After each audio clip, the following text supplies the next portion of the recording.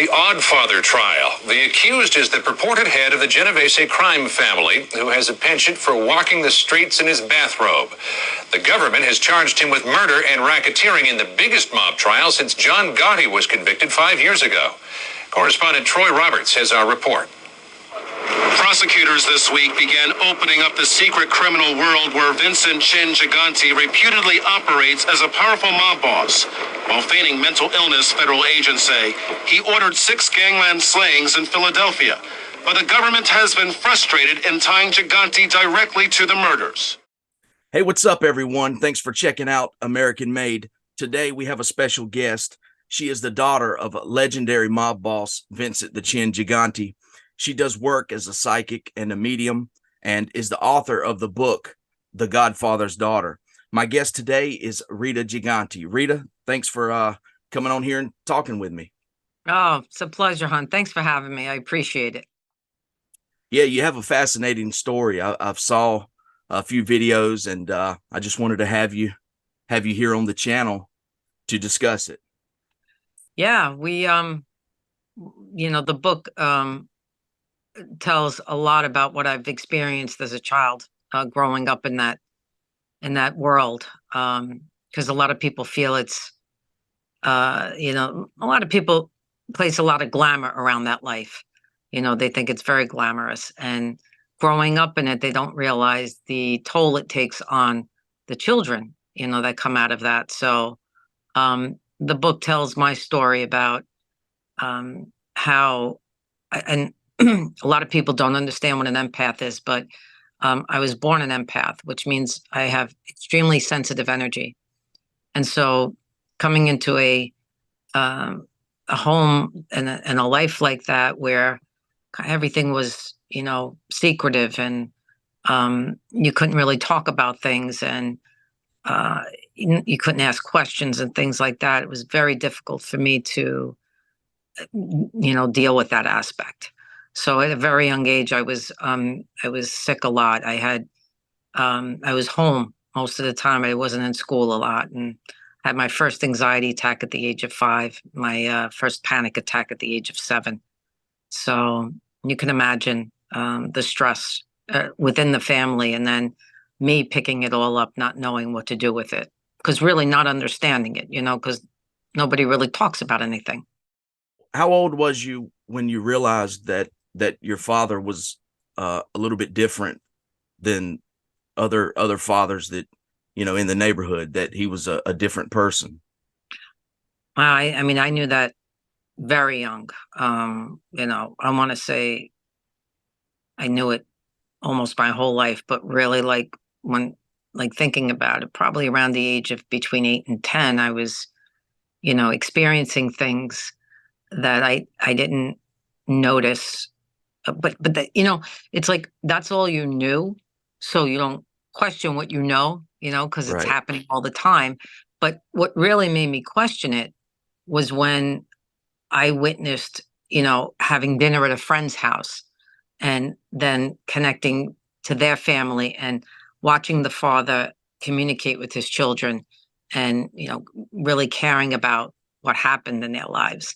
And then I was like, yeah, that's very different than what I know or experience. Even having dinner with my father wasn't like that. He was very, very quiet in that way. So it was difficult to have even a father-daughter relationship because of everything that was going on. So when I witnessed that, I was like, wow, okay, now something's really different here. Yeah. Now your father, he is known for kind of adopting a certain persona, sort of crazy, sort of, I think the newspaper said the odd father. When did he start kind of getting into that character? Oh, God. Because I was the last one, I remember him more like that than I do him dressing in a pair of black slacks with a t-shirt and, and a regular shirt, we'll say, and black shoes, right? So most of his persona was, I was 17, 18, 19 years old, and I'm 56 now. So 77 in the 80s, I would say. That all began in the 80s when he started to really rise up, and he didn't want someone to, when he thought the FBI was on his tail, this was how he chose to handle it. I've heard you mention the shades were drawn. It was very dark.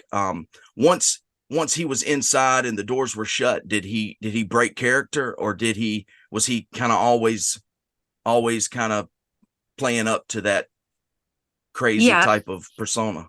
So he would break character to a degree, I want to say, because he never knew if someone was listening. And the shades were shut because of cameras. The phone was off the hook because he wasn't sure if anybody was listening. So, but there were many times where, I would lay on his lap, and he would, just rub my back till I fell asleep or something. And, sometimes there was music playing. He loved Elvis. So sometimes there was music playing, and, I was able to get him up and going a little bit with that. And, conversations weren't to the point where people would say he was lucid, and a lot of times he whispered. There was a lot of whispering going on. Even with us, his voice was very low. I mean, what does that do to a child that, I mean, that he has his mind and that he's not crazy, but he's acting this way. I mean, you're only a child at the time. I mean, how does that affect you?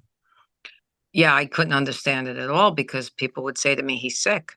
They would all, and yes, I knew he had a heart condition, but I didn't understand the rest of it, and so that was the piece that really caused the anxiety and the panic. It was like nobody was telling me what the truth of anything.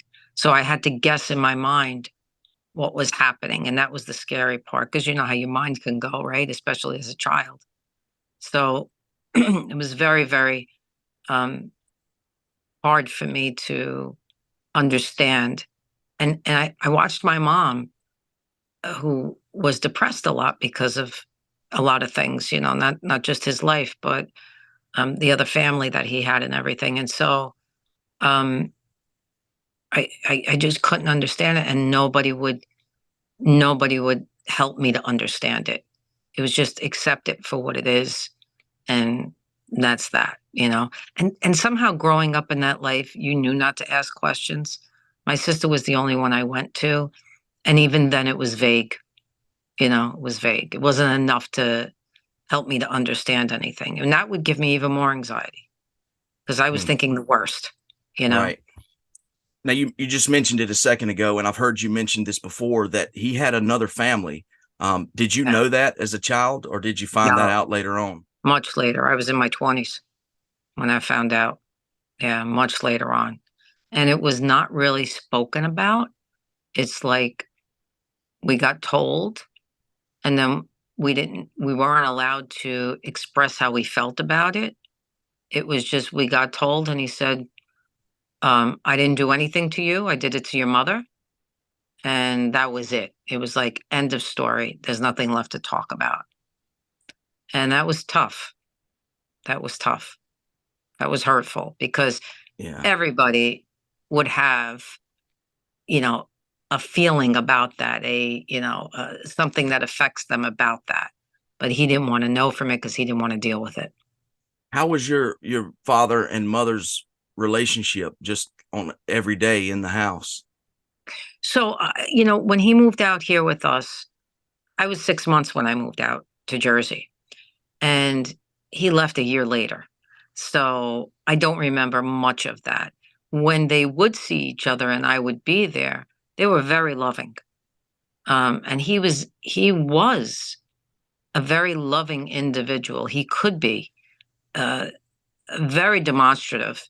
They would hug her and kiss her and all of that, and even joke around a little bit. So there were sides of him that I was watching, going, "Oh, there's dad, like, there's a dad, or there's a husband. Right. And it would be cool because I would be like, all right, sides of him, there's other sides of him too, which was very helpful when it came time for me to have to forgive him for things. I'd have to see you know, the whole of him, not just the piece of what he did for a living or even the other family and all that. So those things were very helpful for me moving on forward in life. Yeah, I just think that's got to be very confusing for a child to with your father, that you see sides of him Mm. that's your dad, and then when you go outside of the house, he acts a lot different. And just as a child, I don't even know how you handled that, and knowing that he's putting on, but how to process that as a child. Yeah, believe me, it's not easy. And I realized at a young age too that, when his men would come and see him and they'd sit around the table and they would be whispering all the time. They'd go right in his ear and whisper, or they'd write something on a piece of paper and give it to him. I'd be like, what is happening? Like, this man must be very important, but what does this all mean? Why are they writing notes? Why are they whispering?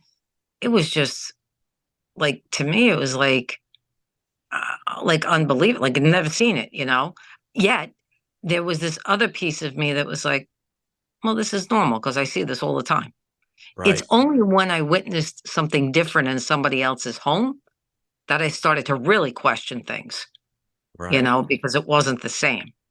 Because you just assume everybody's like that when that's all you know. Yeah. And we were only around people like that until I got older. We were around all his guys, and they were great to us, and they were, very respectful and all of that. So to me, they were just nice guys. I Right. had no idea the extent of everything. Do you think that it had an effect on him doing having to always be in character? 100%.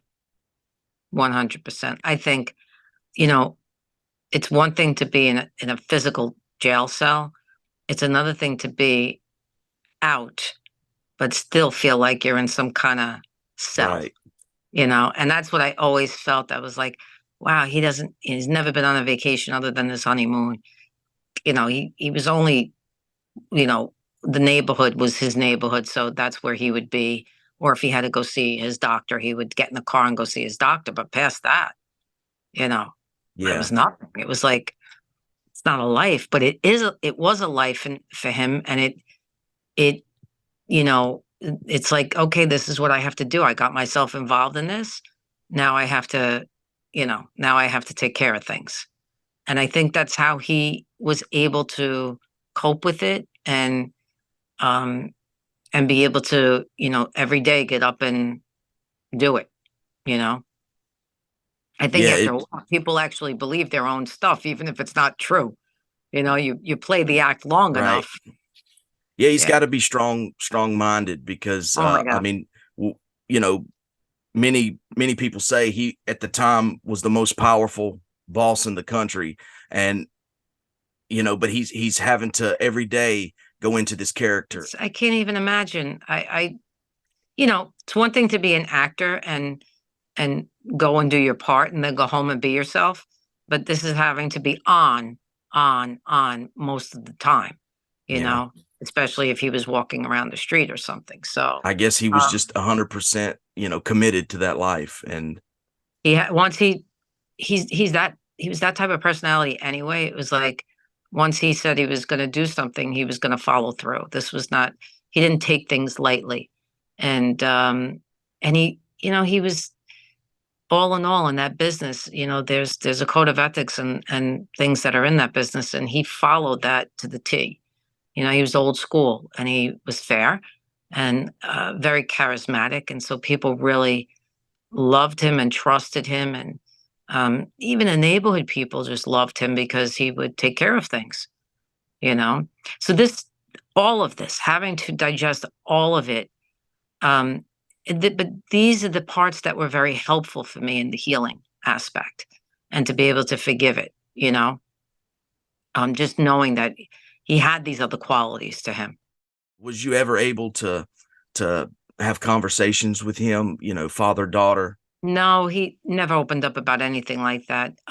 He would, it was a standard kind of, "Hey, how are you?" "I'm good. How's school?" "Good." If mom was with me, he'd say, "Take care of mom." If she wasn't with me, he'd say, "How's mom doing?" I said, "Okay, good. Everybody's good." And then "Okay, make sure you take care of her." "Okay, love you too," kind of thing. It was very much like that. Right. Compared to the way it is now that he comes to me all the time and speaks. He is the one. He's the reason why I know I'm a medium, because I was a psychic healer for most of my life, and then when he died in 2005, he came to me, and that is how I knew I can do that work. And then so I'm a medium since then. But yeah, amazingly enough, the man who maybe we passed 10 words between us every time I saw him now is like, I can't shut him up. Hey, what's up, guys? I wanted to take a second to remind you, please hit that subscribe button. And if you like what we're doing and want to support the channel, you can do that via Cash App at American Made Channel. Now, let's jump into the video. Now, I've heard you tell a story about being a child and being under, I think you said, your grandma's table, and your father and some of his guys came in. Could you talk about that? Because that was fascinating the first time I heard you tell that story. Yes. I was only, I was young. I think if I was 4, maybe. I don't even know if I was 4, but I remember it very clearly. And it's funny because I buried that until I started writing my book. And that is something that was a flashback that came back to me. So yeah, I was underneath my grandmother's dining room table. I have to understand this is like, a 4-room apartment. This isn't anything. We didn't live in luxury. You know what I mean? TV was on, cartoons, radio was blaring, always, phone off the hook. And I remember I can hear the voices, him coming in, but I don't hear his voice. I hear the other guys. And a lot of like shoving, pushing, like it just felt like a lot of, crazy noise going on. And so I got nervous. I pulled back. I went further underneath the table, and I just kind of pulled wrapped my arms around my legs. I pulled my legs close up to me and wrapped my arms around, and I can hear this man being punched. And I was like, in my head, I'm thinking, what's going on? I remember this now, but back then it was just shock, you know. Um, and then he hit the floor. The guy hit the floor. And I'm watching his face being pretty much shredded. And the only reason why I know it's my father is because he's wearing his pinky ring. And that I remembered. And the last thing he did was stomp on the man's face and said in a like a grave whisper, it was like, "Don't ever fucking disrespect me again. Get him Mm. out of here." It was that. It was just that. And I'm watching the blood of this man trickle under the table, like coming towards me, and I froze. Like I just put my hands over my mouth, I closed my eyes, and I froze. And I believe in that moment, I disconnected from my body. It was like the trauma that just disconnects you, and then you have to learn to like compartmentalize when something like that happens, petrified, shaking like a leaf. Mm. And then they got him up, took him out, and then they found me under the table and they took me out, trying to calm me down. Wow. But that was brutal. Yeah, I mean, it's no wonder you buried that memory. I mean, that's for a Oh, child. That's got to yeah, be terrifying. absolutely. Buried it deep. I just didn't want to know. Now, But in my head, uh, it was, I better be a good girl, you right, know, yeah. because something like that could happen to me. I saw you mentioned your father. He would have guys over like on Christmas and New Year's and stuff. Is that something he did every year? Every year. I remember, especially New Year's. Um, Everybody got invited. all his guys. He took again a 4-room apartment. I never knew how we all fit, but we all did. Um, and they just have a great time sitting at the dining room table and laughing and joking. And yeah, there was, but again, it was radio was on, TV was on. It was, you couldn't get a clear voice, we'll say. Right. You couldn't get it clear. And my mother's side of the family would come too. So that was great because that was the side of the family that we had a lot of fun with. They were just average, your average family that grew up and um, respected their elders, typical Italian, and they were just a lot of joy to be around. What type of shows would he watch on TV? I mean, little stuff like that is so interesting to me because, I watch documentaries and I've read books and we see a lot of the organized crime stuff, but just the everyday stuff, that's pretty interesting to me. What would he watch on TV? News. He loved the movie Shawshank Redemption. Okay. He liked the movie The Godfather, but some of it, even in there, he remembers like the horse's head being in the bed. He knows that really happened, so he knows that. I remember him telling us, and but a lot of times news was on, then cartoons.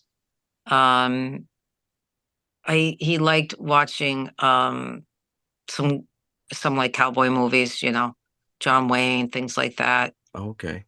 Yeah. Now, what year was it that he ultimately was arrested? So he died in 2005 and he was in jail for 12 years. But he still had to go through, it was in the 90s. He still had like he was home with the bracelet around him and he had to get an operation and all of that. So that didn't happen. It didn't happen for a while, but it was in the 90s. The reputed head of the Genovese crime family now faces 30 years in prison following his conviction today for racketeering and conspiracy to commit murder. Vincent Gigante had evaded prosecution for years by claiming mental illness. And then he got sentenced to 12 years. And by the time the 12 years was up, they went to him and they said, listen, if you don't tell us everything, who you are, all of this, like admit to it, we're going to go after the family for obstruction of justice, and that's all he had to hear. That was it. That ended everything. And but so a couple of times he, you would hear his voice this is the first time he got on the phone in 40 something years because 9/11 happened and he called to make sure everybody was okay. And he was very lucid on the phone. Even when he would call, he wasn't really lucid, we'll say, or he would talk. Sometimes he would mumble you know what I mean? right. It was very short conversations. But this time it was like, he knew he was afraid that somebody was hurt and all that. So he called the house and had a whole conversation. And that was part of like not good because then they knew he was okay. Right. Did you know he was the boss of the family? I knew by then, I knew everything. I knew he was the boss of the Genovese, but I also know he ran the commission. And I knew what that meant at that time. And I was like, oh my goodness. Like it was a combination of feelings of, wow, like that's enormous. Like I can't imagine how many people he has to deal with, almost like the CEO of a company, right? Right. And then there was the fear of the FBI could come at any time and take him. But there was also the feeling like we were very much protected because nobody would even think to come near us or touch us or anything like that. And so there was a mixed bag of emotions of it, But when I finally understood and knew that, it's almost like I took a deep breath and went, oh, okay, now I understand. It was like, I got a lot of the things that I didn't understand before. I totally understood now, and why and all of that. And then, in my family, they were just trying to protect me you know, Right. because I came so much further after everybody. They were just trying to protect me, but the protection was to the point where it was hurting me because I didn't understand what was going on. So the fear of not knowing was even worse, you know? Right. Now, I know that it's been alleged that your father tried to take out another mob boss, John Gotti. Do you think that that's true? John did something that he did not get permission for. Um, and my father is, like I said, was a stickler for that. You play by the rules. You do the Right. right thing. You play by the rules. And yes, and John got warned by the FBI, and that's why nothing happened. But absolutely, that was in their world, that would have been the next step and the right thing to do, because you don't do what John did. Right. And do I condone anything of it or no? But that's the world, and I understand it. And John, as far as he was concerned, John was a detriment to that world because of the way he portrayed himself. Now, I get that. Very flashy, very, you don't want to draw attention. If I have to look at it in the other direction, I'd say my father drew a lot of attention in a sense because he wore a Right. bathrobe and slippers, right? Right. But he was very, very, the difference is he didn't have a big mouth, my father. He didn't go around saying, come and get me. You know, you know what I mean? There wasn't that arrogance to him, and that's what the piece of what drew the government towards the life. And my father, he had no use for that. How do you think he was affected by Sammy the Bull's cooperation? On one hand, he maybe even hates John Gotti, but on the other hand, Gravano becomes an informant. How do you think he felt about that? Yeah, it's number one, it's about in my field is about it's about mutual respect. When you don't have respect for the other man who's truly in charge, and you think you're the one in charge or whatever. I think they needed. I think my dad was upset about that piece of it. The other, he, Sammy, you know, Sammy was who he was. He was the muscle in a lot of ways, for John, and my dad didn't care for him either. Um, and it's almost like he wasn't surprised he was an informant because he didn't think very highly of him anyway.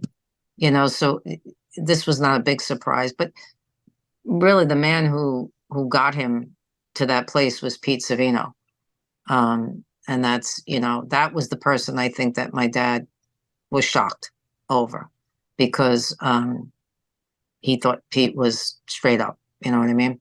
Right. So I think, when it comes to another family, it's like, well, and then not like not a surprise, but for it to come from somebody from your own, a little bit different, a little bit different.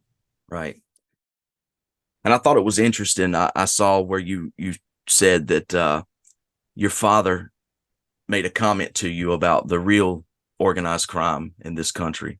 Hmm. Yeah, when it's funny because he would say that, I've heard him say that quite a few times. Because he would say that, the government, they wanted him, right? They didn't want him on the street anymore. And he did a lot of good for communities. He helped my uncle build up the Bronx, helped a lot of people in the neighborhood, but he also did other things that the government said, well, this is how my father would put it. Well, they can't get a piece of it. They can't get a piece of it. They want me, you know? Yeah. And so he'd say they're the real organized crime because they can get away with whatever they want, whenever they want, and they're not thinking about the people around them that they might be able to help. They're thinking Right. about themselves and lining their pockets. And my dad Right. was a very generous man. Money really didn't mean much to him in the sense that he knew it came and it went. It came and it went. He wasn't worried about it. He can manifest it on a dime. It's wasn't about that. But if he could help his community, he did it. Now, Just to go back a little bit more about you, when did you actually discover that you had these gifts and you could feel things from different people? I mean, I knew that at a young age, but I just didn't know that there was a name for it or what it was, right? I knew I was really sensitive. I knew I can feel everything my mother was feeling or anybody in the family, and didn't necessarily know what to do with it. But it's really when I went to massage school that I figured out that I have a gift. You know, it was that I could put my hands on people and I would know what was going on in their energy, in their body, in their emotional body, not just their Wow. physical.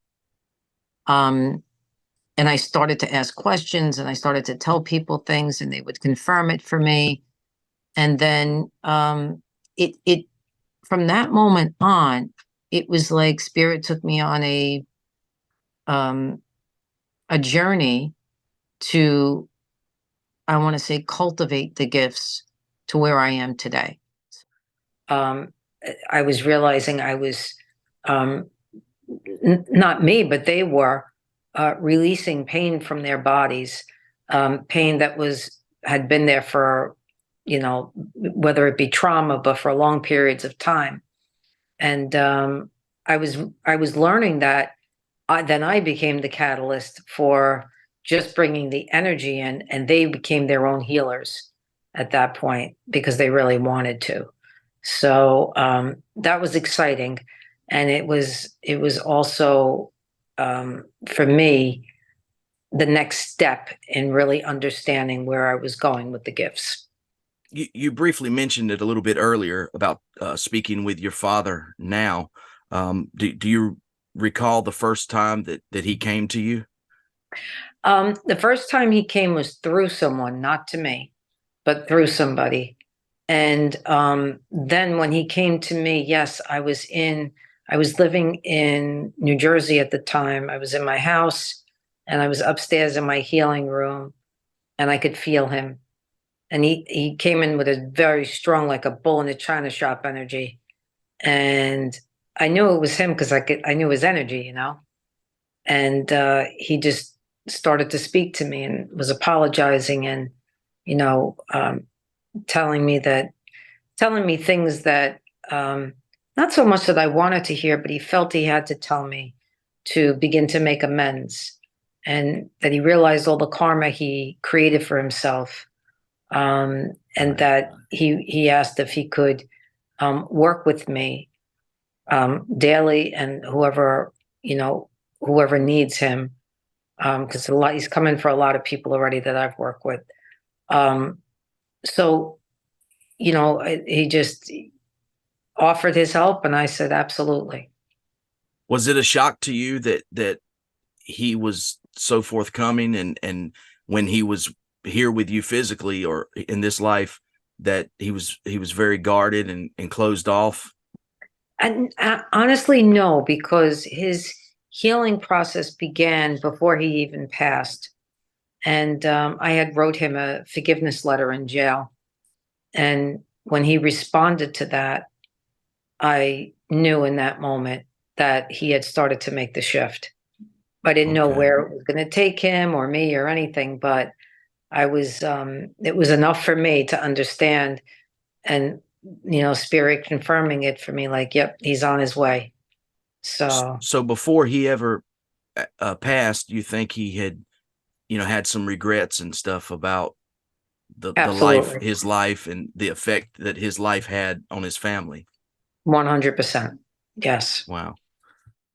I looked at your website a little bit and I read a lot of the reviews on there. So it seems like you're really helping a lot of people.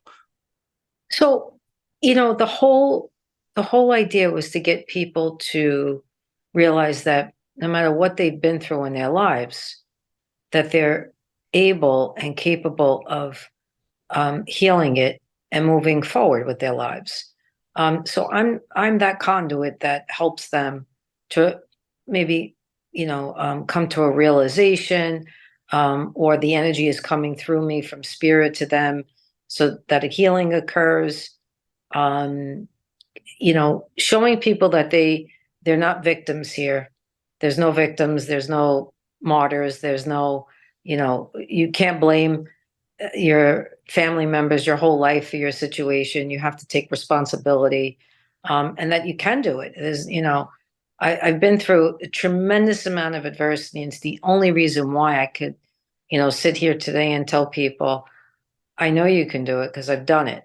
Right. If I didn't experience it, then I'd be talking about something very different. Right. But and everybody has a story, and it doesn't have to be my story, but that what I do have in my story is a lot of things that are relatable to others. You know, coming out, being gay and coming out in this Italian Catholic family, um, not being able to speak my truth, and finally coming to the point where I can speak my truth. Um, it's a multitude of things: forgiveness, compassion, things that people deal with on a daily basis. It's relatable, and that's when you take something that's personal, and you make it universal and relatable to others.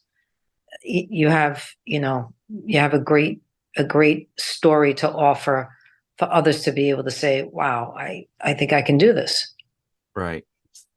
Yeah, I mean, that's one thing that I definitely respect about you, that especially your father being who he was, and so the way you was raised, so guarded, and you didn't talk about things, and the effect that all that had on you. And then now today you're very open about your story. You have a book, and with everything you've been through, the hardships, and everything you've overcome, um, it's a positive message, and you're doing something with your story and helping a lot of people. And like I said, I read on there, a lot of people seem to get a lot out of what you do. I'm very grateful for that, because that was the intention all the way. From the minute Spirit told me I was writing the book, right up until now, it was like, let me help as many people as I can. And, people want to have to be helped. That's the thing, right?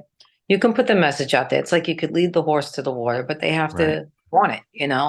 So that's what I do. It's like a lighthouse, you see the light, you want to come and experience it. I'll help you in any way I can. Sounds good. Well, Rita, I really appreciate you talking with me and joining me here and sharing your story, a little bit about your life. And if people want to reach out to you and see what you're doing, where can they find you at? So I'm on Facebook. I'm on Instagram. My website is ritagigante.net. So they can reach me on all those places. All right. Well, that sounds good. Again, I appreciate you talking with me today. Oh, thank you so much for having me, hon. You have a fabulous day. All right, guys. That's it. Rita Gigante, what a great person. What a great guest. If you like the video and you want to see more stuff like this, be sure to hit that subscribe button, hit the like button, and keep following American Made. I appreciate it.